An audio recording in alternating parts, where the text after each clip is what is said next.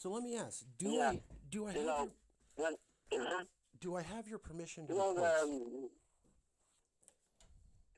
sorry, you Do know, I the do line is do I going have off your sometimes, Yeah, do I have your permission it's to still record? cutting off. You're cutting off somehow, you're cutting off. Okay, so do I have your permission to record? Yeah, yeah, that's fine. That's fine. Okay, okay. Yeah, So with me on the phone right now is Martin Miriori. He was the chief negotiation yes, officer for the Bougainville interim government uh, to the PNG, Papua New Guinea, in the 1990s for about 10 years. He was also a spokesman for the Bougainville Independence movement in The Hague in Netherlands from 1996 to 2007. He spent decades outside of Bougainville yeah. fighting for Bougainville independence. Did I get that right, sir? Is there something I missed or didn't say correctly? You got it. Yeah, you got it right. I was the secretary of Bougainville during the month years, and at the same time, I was international spokesperson, spokesperson for Bougainville, and also during the negotiations, the Benin process started in July 1997. I was chief negotiator on the Bougainville rebel side at the technical level. At the political level, it was my brother, my younger brother, late President Joseph Kabul. So we were the front men, chief negotiators. Him at the political level, I was at the technical level. Okay, okay. Um, so recently, as I've been telling people, here in California, in December, we were talking about if Donald Trump is going to go free. But in Yeah, Bougainville, you had a much more interesting story, I felt. For the first time in a very long time, Bougainville was allowed to vote yeah, for independence. There was many observers, and it was largely regarded as peaceful and just an excellent exercise in people being able to choose their government. Is that fair, sir? mhm. Your line is not very clear. I did not catch you quite well. Can you repeat that again, please? Yeah, certainly, certainly. So, in December of 2019, in Christmas, Yeah, Bougainville had yeah, a successful independence referendum with a huge correct. amount of people saying yes, and the UN saying it was a Yeah, fair and blessed election. yeah, yeah, So, yes, let me ask you, yeah. how did Bougainville get the ability to have a vote to become a nation? How did they get here to where they're able to have a peaceful vote for independence? Okay, there was a, as, as part of the negotiation process or as part of the peace process, we started in New Zealand, Christchurch, at Birmingham military camp in 1997. That built up to a eventually signing of a peace agreement, Bougainville Peace Agreement in August 2003.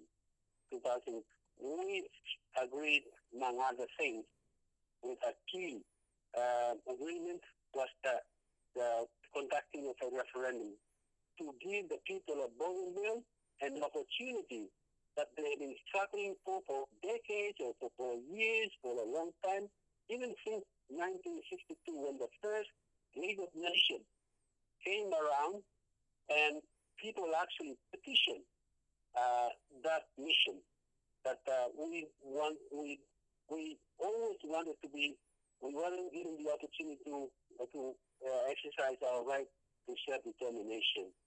So that is a part of the peace deal with the Papua government that we eventually had a successful referendum, which was by far the world record. 98% people could not believe. People took ownership of the process because they had been dying for it. They were struggling for this for a long, long time. And eventually, that day came. Came, and they exercised their right to self-determination.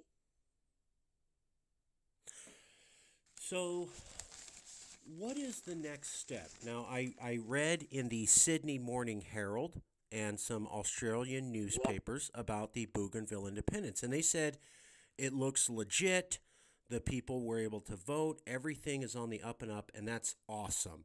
However, the Australian newspapers brought up an interesting point, and I'm going to read you a quote from one of the Australian newspapers. Yeah.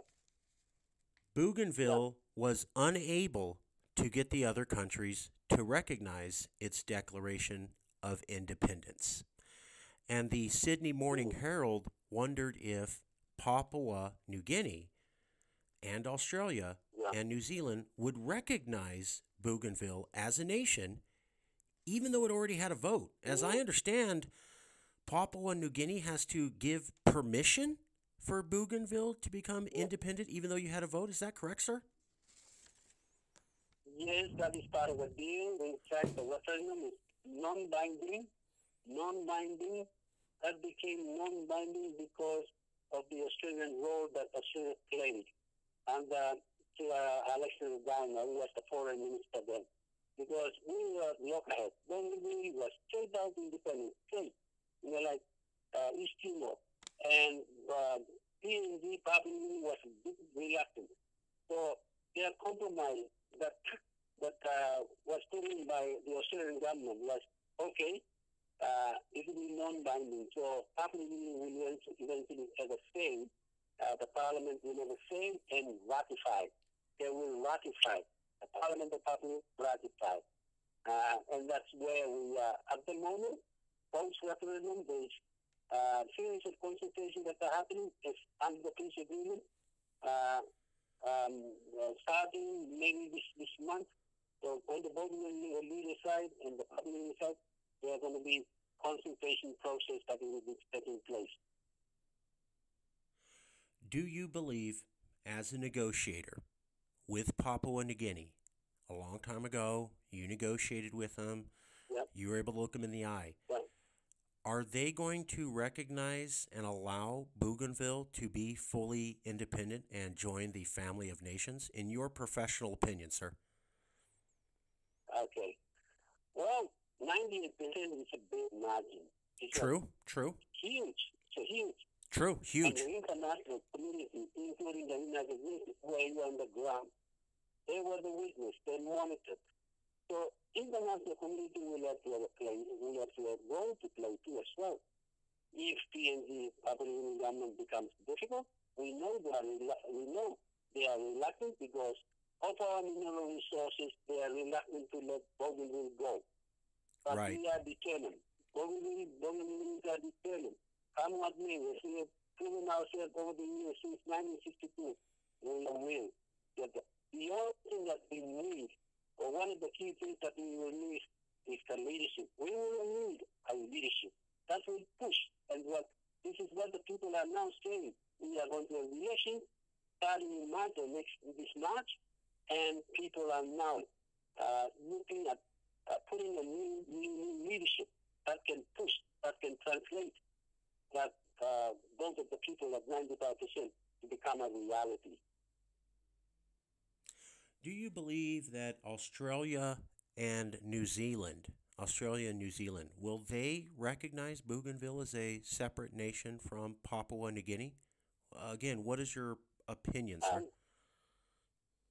Yes, Australia and New Zealand equally have a role to play, yes. I mean, especially as a result of this overwhelming majority support for independence, 98% award.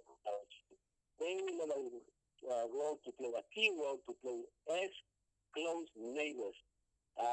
And in terms of politics, in terms of economic interest, they will have a role to play. During the crisis, Solomon Islands really played a key with regard to our international campaign of human rights. They took us to the World Council of Churches and other churches to appear or to address the nations, and that's how we put the pressure on the Papua government, and of course on both sides for the peace process to start.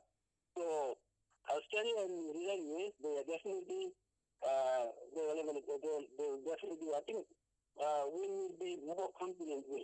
We will be more confident with New Zealand because that's how Bougainville are more trusting towards New Zealand when we allowed New Zealand to broker the peace negotiations in July 1997. What about China? I saw in the newspaper that China may want to become involved or recognize Bougainville. What are your thoughts on that, sir? Well, America, Australian America, the Western countries, and China, of course, they are focusing their attention. They are now looking at Bougainville. And for China, the biggest achievement that they're hungry for is Bougainville because of our work, our mineral resources. And of course, China wants to make some big way in the Pacific. They've already gotten Island, which is just next door, so they would just like to extend, a bit closer. Cuba and few other countries, Vanuatu too. So China is really wanting that extension towards Bougainville. And of course, for me, I think that Bougainvilleans are they are not very keen to China coming this way. So this is where I said earlier, we will need a leadership that will keep China at bay. The Chinese influence. People, by large, Bougainville, they don't want China here. Yeah, we don't want China. And on mainland Bougainville, we got rid of them. They are here only in Buka. But even in the leadership, in the coming elections, if the right leader gets in, they go on. They'll be given marching orders. So, what's the next steps for Bougainville Independence? What is the movement going to do? What is the goals of Bougainville people right now to ensure that they are given what they deserve, their right to determine themselves and become their own government? What's the next step, sir? Okay. The people have already decided they've given the mandate to the leadership. They have given us the leadership. Okay, I said earlier on, there is an important election coming. And they want a strong leader that can push, make that final push with Papua New Guinea for them to agree to letting us go. Letting us go, when we free ourselves, we can also free them. They're not free. Papua New Guinea is not free. We can free them, and that's what we've been saying. So that is the key at the moment. The key people are now looking at is at the election. Whether we continue to have this present leadership, LBG leadership, continuing in office, or we need some more aggressive leaders to step in to give the final push to the box number 2 in first one. Okay. As we're winding down, how can people get a hold of you, sir? What's a good way to contact you if you want people to contact you? And what are some websites you'd like people to check out to better understand what's going on in Bougainville? I'm not on any website. I'm reachable on email. You email to me, that is my email. And of course on Facebook and WhatsApp and all that, what you are saying, you have difficulties from America, they're getting through. Those are the ones. But website, yes, I was on website before, but no longer. The only contact with me is, the through email, the WhatsApp, and social media. Okay. So, last question for you. Last question. What is it that you would like people to remember? They're going to listen to this interview. They're driving in the car. Okay. They're going home. What is the thought that you want people to remember about the independence movement there, sir? The 25 people that we lost. during the 10 years of the conflict. 5 years as a result of the PNG economic blockade on the island, we lost 20,000 people. That's a big price to pay, and the people cannot remember, and they cannot forget this. We will do whatever it takes to make sure that we reach our goal. Their blood was not spilled in vain, and that's what people will tell you here. We have common identity. Black is the kind of the race in this part of the world, with some others across the Western. And that's our identity. That's our special identity. We are very determined, very resilient race. During the blockade, 10 years of blockade, we survived. And we will survive. And we will get there. Okay, thank you very much, sir. I will email you a copy of this on the email to you and Marilyn Havini, and I should get that out to you tomorrow at the latest, sir. Okay. I was thinking when I got an email from you, I was thinking that you were going to come and have a personal interview with me, and I was really looking forward to it. Yeah. Oh, I want to. Believe me, this isn't the first interview I hope to do. Bougainville Independence is part of a larger story with Scotland and Catalonia and Hong Kong, and I see things developing over the next year. So I would love to be able to interview you again and maybe come out to Australia and do it in person. Well, Scotland, I think they are likely to follow that Bougainville model with their self-determination with Britain. That's what I saw. I received a lot of articles from all over the world on email, of course. People send it to me, and I share that with a lot of people. It will be lovely for you to come, see the place. I've had some visitors that will come from Australia mainly, and they've come see the place. And I think we can make it on independence. I mean, we've got so much wealth. We've got wealth in it. One of the things that, as I said, highlighted is we need a leadership that is for the people, that can protect the people and their resources and exploit them to the best for the common good of Bougainville. Okay. All right. I will send you a copy tomorrow or the day after of this interview, and I really appreciate it. Thank you so much. Thank you. Have a good day. Okay. Bye-bye. Bye-bye.